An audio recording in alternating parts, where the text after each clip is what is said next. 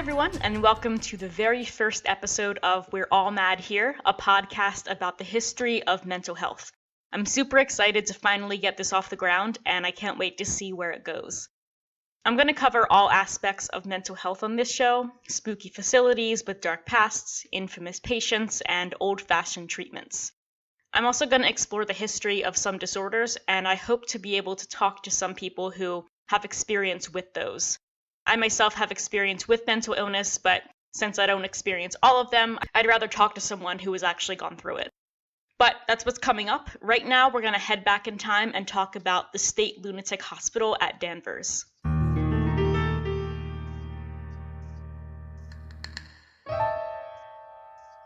The town of Danvers, Massachusetts was settled in 1630, but like much of the New World, this area had long been called home by Native Americans. The Massachusetts tribe lived there, Massachusetts here meaning people of the Great Hills, and a branch of that tribe was called the Nomkeeg, best pronunciation I have.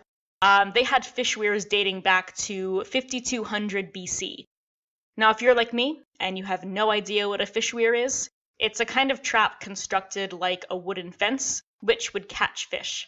Pretty ingenious for the time. Colonists arrived around 1614, and almost immediately the diseases they brought with them, namely the plague, wiped out an estimated 90% of the native coastal population. And then, after further colonization in the 1630s, smallpox wiped out the natives that had managed to escape the plague. The white man strikes again. Once permanently settled in 1636, the town we know as Danvers was given its first English name, Salem Village. The hill upon which Danvers sat was where John Hathorne lived. He was the famous judge of the Salem witch trials, and the trials themselves took place in that general area. Hathorne's great-great-grandson Nathaniel Hawthorne, author of the Scarlet Letter, reportedly added the W to his last name to disconnect himself from his ancestors' sins. In 1878, the State Lunatic Hospital at Danvers opened. Designed by architect Nathan Bradley, it followed the idea of the Kirkbride method. We'll talk a little bit more about how the Kirkbride method was applied medically, but as far as architecture goes, the method included a large administrative building, flanked by 2 lines of wards. From above, the design formed a shallow V. In part, this allowed additions to be added easily, and it also protected the more sensitive patients from the hustle and bustle of the administrative building. The hospital was built due to other Massachusetts mental hospitals being overbooked. Their populations were spilling over into the hospitals for physical ailments, and those hospitals just didn't have the means to take care of these patients. Unlike its urban brothers, Danvers was built on an out-of-the-way rural part of Massachusetts. This too was part of the Kirkbride design, giving the mentally ill a sanctuary where they could recover. Large, expansive rooms flooded with natural light, manicured lawns and gardens, and fresh air were seen as important parts of recovery. Before asylums, and sometimes even after their introduction, the patients from wealthier families might be kept at home, but it was proposed that perhaps home was part of the problem. Like many of the asylums at the time, Danvers was self-contained and included a farm. Not only did this provide the hospital with readily available fruits and vegetables and meats, but the patients worked the farm. Picking fruits and vegetables, collecting eggs, and looking after the garden was seen as part of their treatment, giving the patients a sense of purpose. In 1937, the Danvers slaughterhouse produced over 60,000 pounds of pork, which was used by the local population as well as the hospital. Danvers often shows up on the online lists of the top, quote, hospitals of horror. But not only was the hospital built aiming to help its patients, its first years kept that idea alive. Philadelphia psychiatrist Thomas Story Kirkbride, who was obviously the creator of the Kirkbride plan, got to see his methods put successfully in action for much of his life. While it sounds obvious to us today, Dr. Kirkbride was the first to suggest that perhaps patients weren't responding to being chained up and beaten because humans should be treated with kindness, especially ill ones.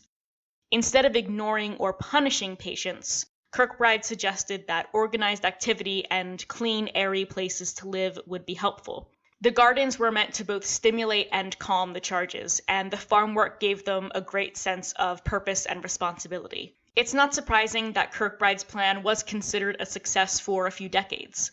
Whether a patient's mental illness was severe or not, I'm sure that relaxing in a sunny room and eating nourishing meals was way more beneficial than being chained in a windowless cell, dirty and hungry, and being physically punished for your ailment. Kirkbride believed that while the hospital wasn't home, it could be home-like. In fact, Danvers was referred to as a home rather than a hospital, and the collection of patients was called a family. But there were two big problems.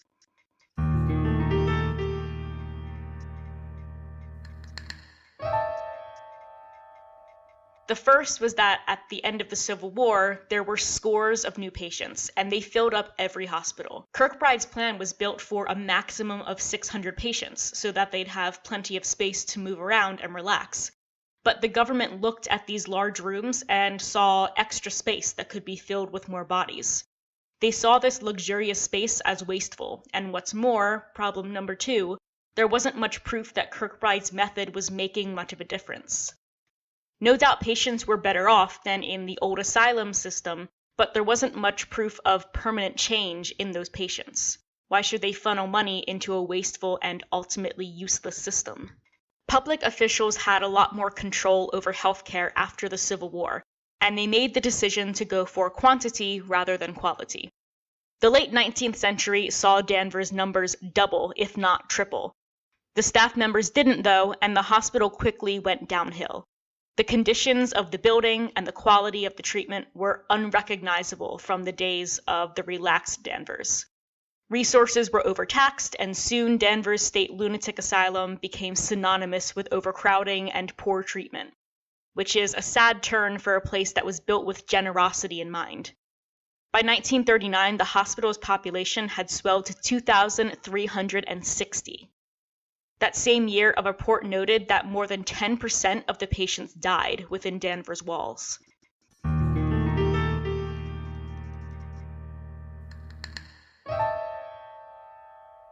Around the same time, the psychiatric community was desperately seeking some sort of permanent solution to insanity.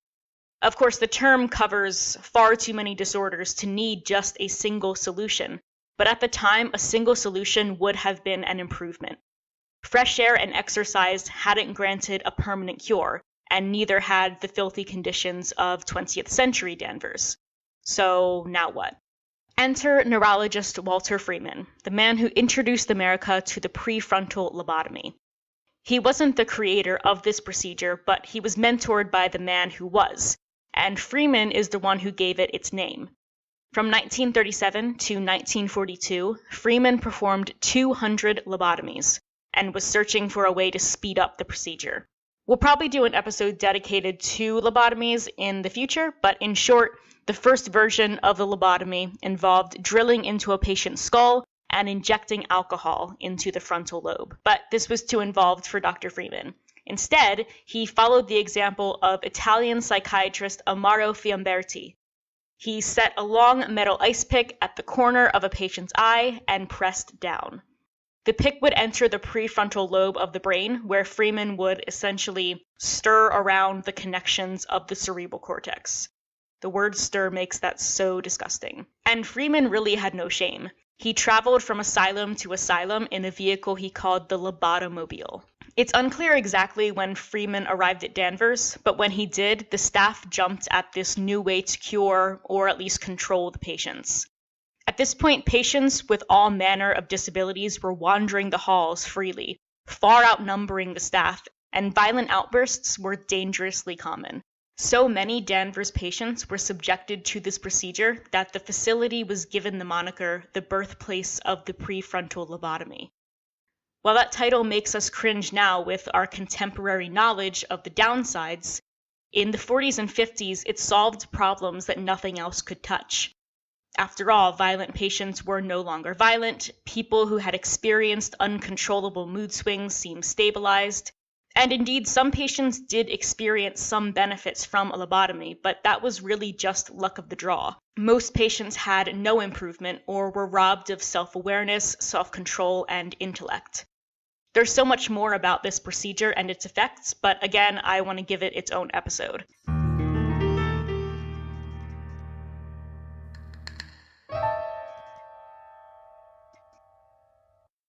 But lobotomies weren't the only terrible things around Danvers. Due to overcrowding, many a patient went missing and was never found. In 1988, Administrator William Bonds was dismissed after a number of patients disappeared without a trace. A former maintenance worker told an interviewer that one missing person was a 15-year-old boy who was transferred to Danvers from another psychiatric ward. After just 3 weeks at Danvers, no one could find him, at least until this horrible smell started filling the rooms. Turns out the boy had a habit of crawling around in heating ducts. The hospital he'd been transferred from was newer and safer, but in old-fashioned Danvers, the boy got stuck with his feet against heating coils, and he was found burned up to his shins and essentially melted. Another disappearance story come urban legend is Sarah Eustace. In 1955, she went missing and was never found. Pretty standard for the day, but while some believe that Eustace escaped the asylum and the grounds, many more postulate that she actually continued to live within the walls of Danvers. In 1966, Gail Malloy, a Danvers nurse, decided to go searching. Keep in mind this is 11 years after Eustace's disappearance, so good luck with that. But anyway, she went into the underground tunnel system to have a look-see with her camera. There's a picture floating around the internet that Malloy apparently captured. I'll link to it in the show notes, but basically it's a very dark picture with the faint but distinct outline of a woman in the foreground. She doesn't look like the classic ghost pictures, with orbs, but she doesn't seem entirely there either. Malloy claims that this woman, whether she be alive or supernatural, is identical to Eustace's picture in her patient file. This story has crept into creepypasta territory, and some think that Eustace lived in the underground tunnels and eventually died of thirst and exhaustion. But if she did live in those tunnels, even for a year, it's doubtful that she wouldn't have been discovered. They were in use, especially during the winter. And even if she had eluded discovery and eventually died in the tunnels, Eustace's body was never found, even when the structure was demolished.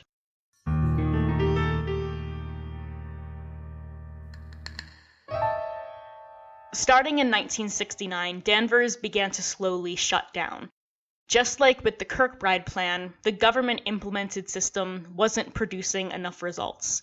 And just like today, there wasn't nearly enough money in the healthcare system. Portions of the 17-building asylum were closed, and most of them were shuttered by 1985. And the hospital was completely abandoned by 1992. And apparently it was left like those creepy Chernobyl pictures where it looks like people got up and left and had intended to come back. Medical equipment was left behind along with patient information and medical journals, some dating back to the 1800s. I would have loved to explore those rooms. The facility remained basically untouched for a good 15 years, besides, I assume, the usual vandals. In 2000 or so, it served as the set for the movie Session 9, which is a horror movie about an asbestos cleaning crew that I assume faced some disgruntled ghosties. I am way too much of a scaredy cat to watch movies like that. Danvers also inspired the makers of Batman. While their inspiration came from some pieces by H.P. Lovecraft, he used Danvers as the basis for his fictional Arkham Asylum, and that's a name that the Batman folks attached to their own fictional loony bin. The artwork in the comics and the structure in the movie look pretty much identical to Danvers. In 2007, the building and the property was bought by a real estate development company, and the local historical society freaked out. They filed a lawsuit to protect the building, and they even registered it under the National Register of Historic Places. But pronouncing something a historical site doesn't mean that much. So in 2007, most of the original structure was demolished and turned into apartments. The locals were not pleased. One news snippet read, "While thankfully some of the facade remains, the rest of the beautiful building has been replaced with chintzy apartments, elliptical machines, and IKEA furniture." It would scare even H.P. Lovecraft.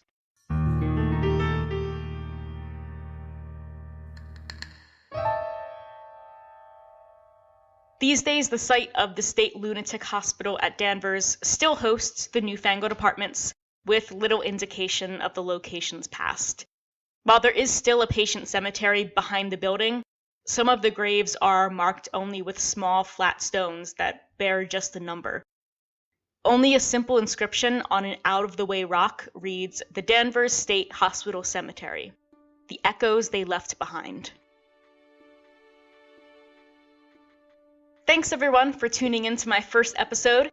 I mentioned some of the subjects I'm going to be covering, but I'm always up for suggestions. There is a contact form on our website, which is allmadpod.com, or you can talk to me over social media. We're on Facebook, Twitter, Instagram, and we're at allmadpod on all of those. I'm really looking for intersectional and international suggestions because I know a lot about American and English medical history, but I don't know a lot about anything else. So send them my way. Again, thanks for listening, guys. This is my first attempt at a podcast. I'm still going to be playing around with the format and things like that. So if you enjoyed it, check back for our next episode. And if you didn't enjoy it, check back as well, because some things may have changed. I do have a Patreon, but I think the most important thing right now is to get more listeners. So instead of going to the Patreon, unless you really, really want to, it would be really awesome if you could retweet and share on Facebook and like the Facebook page and, all those social media things. That'll really help me out, as well as reviews on iTunes. And I will see you guys next time.